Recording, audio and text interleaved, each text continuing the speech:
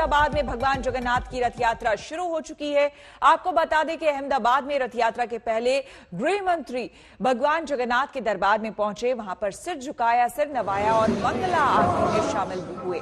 ये दो तस्वीरें आपको हम दिखा रहे हैं। देखिए किस तरह से पुरी और अहमदाबाद में रथ यात्रा की पूरी तैयारी हो चुकी है। अहमदाबाद में तो रथ यात्रा की शुरुआत भी हो चुकी है।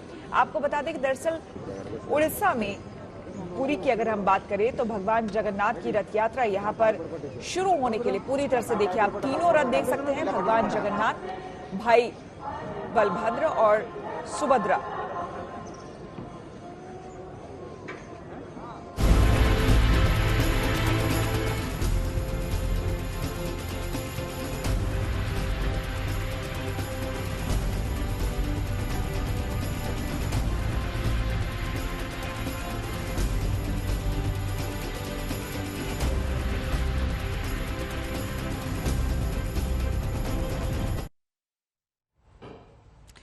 तो तस्वीरें आपको हम दिखा रहे हैं, ये देखिए खुद जगन्नाथ भगवान रथ यात्रा पर अब सवार होंगे और उसके बाद रथ यात्रा यहां से निकाली जाएगी। और इस बार विशेषकर देखिए जो पंडित हैं, जो पुजारी हैं, पुरोहित हैं और वहां पर जो सेवादार हैं, सिर्फ वो ही रहेंगे। कोविड की वजह से, कोविड प्रोटोकॉल को ध्यान में रखते हुए भगवान बलभद्र को देखिए रथ तक लाया जा रहा है। अपने आप में हिंदू धर्म में इसकी काफी बड़ी मान्यता है, काफी विशेष है, बहुत बड़ा त्योहार है आज के दिन। आपको बता दें कि हर साल दरअसल आषाढ़ महीने में शुक्ल पक्ष की द्वितीय तिथि को ही भगवान जगन्नाथ अपने बड़े भाई बलराम और बहन सुभद्रा के साथ नगर भ्रमण के लिए निकलते हैं। और उसी से पहले जो पंत प्रधान होता है, जो मुखिया होता है, वो सोने के झाड़ू से झाड़ू करता हुआ, जैसा कि आप विजय रूपानी को देख रहे हैं यहाँ पर, सोने के झाड़ू से झाड़ू करता हुआ आपको यहाँ पर नजर आएगा। और उसके बाद ही रथ खींचने की यहाँ पर शुरुआत होती है।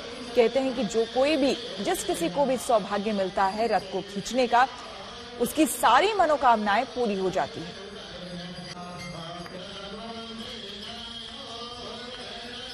कि भगवान जगन्नाथ की रथ यात्रा जो है वो अब यहाँ पे तैयारी खत्म हो चुकी है। रथ यात्रा की शुरुआत करवाने के लिए गुजरात के मुख्यमंत्री विजय रूपानी और जो डिप्टी सीएम है नितिन पटेल, ये दोनों पहुंच चुके हैं भगवान जगन्नाथ के रथ में।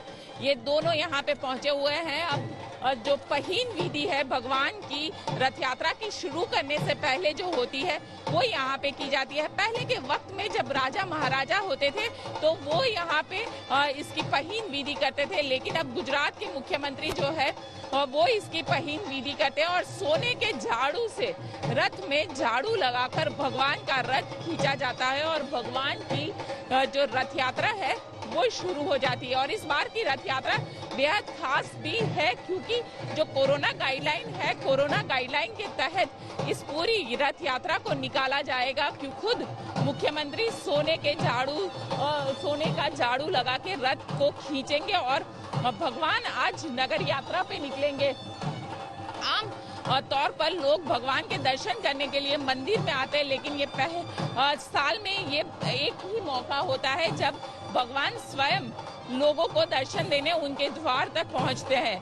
तो वैसे में आप देख सकते हैं कि गुजरात के मुख्यमंत्री विजय रूपानी के हाथों में ये सोने का झाड़ू है। अब रथ में ये सोने का झाड़ू लगाकर इसको रथ को खींचा जाएगा। आप देख सकते हैं कि किस तरीके से मुख्यमंत्री विजय रूपानी जो है वो अब इस रथ को खींचेंगे। सबसे अहम कह सकते हैं क्योंकि कोरोना का वक्त चल रहा है, वैसे में लोग इसमें इन्फेक्टेड ना हो ये भी एक प्रयास किया जाता है। आप देख सकते हैं कि यहाँ पे जो गुजरात के मुख्यमंत्री विजय रूपानी है वो सोने के झाड़ू से ये झाड़ू लगाते हुए यहाँ पे दिख रहे हैं और अब रथ को खींचकर रथ यात्रा की शुरुआत करवाई जा रही है। और सीधे गोपी हमारे साथ जुड़ रही है। अद्भुत तस्वीरें, सुबह सुबह गोपी, बेहद अद्भुत तस्वीरें और सुबह सुबह भगवान जगन्नाथ का आशीर्वाद हमें सीधे तौर पर मिल रहा है, तमाम देशवासियों को मिल रहा है आपके माध्यम से। ये बताइए कि क्या रथ यात्रा की शुरुआत हो चुकी है? मुख्यमंत्री विजय,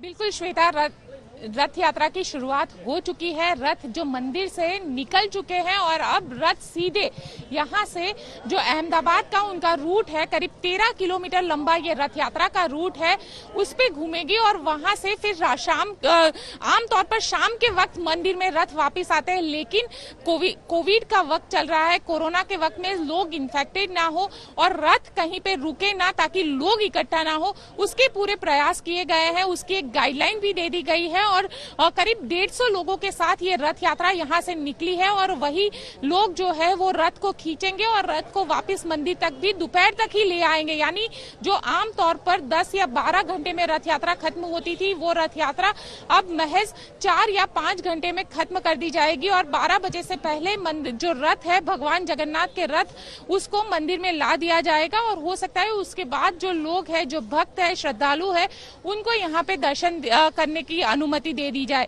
लेकिन कोरोना की वजह से जो पिछले साल रथ यात्रा नहीं हो पाई थी, तो इस साल ये प्रयास किया गया है कि सारे जो कोविड गाइडलाइन है उसको फॉलो किया जाए।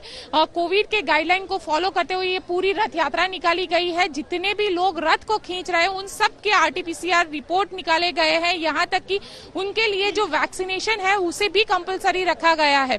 साथ ही कहीं पे भी प्रसाद बांटा नहीं जाएगा, क्योंकि आमतौर पर हम देखते हैं कि जब रथ यात्रा निकलती है तो मूंग, जामुन जैसे जो प्रसाद है वो दिए जाते हैं, लेकिन इस बार कहीं पे भी प्रसाद नहीं बांटा जाएगा।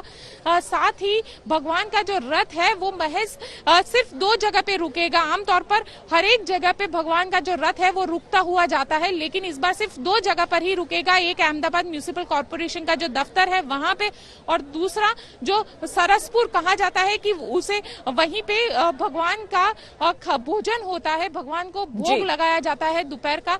तो ये 2 जगह पर वो रथ रुकता है, लेकिन इस बार रथ नहीं रुकेगा। बिल्कुल अद्भुत तस्वीरें और बहुत बहुत शुक्रिया गोपी आपका तमाम जानकारी के लिए।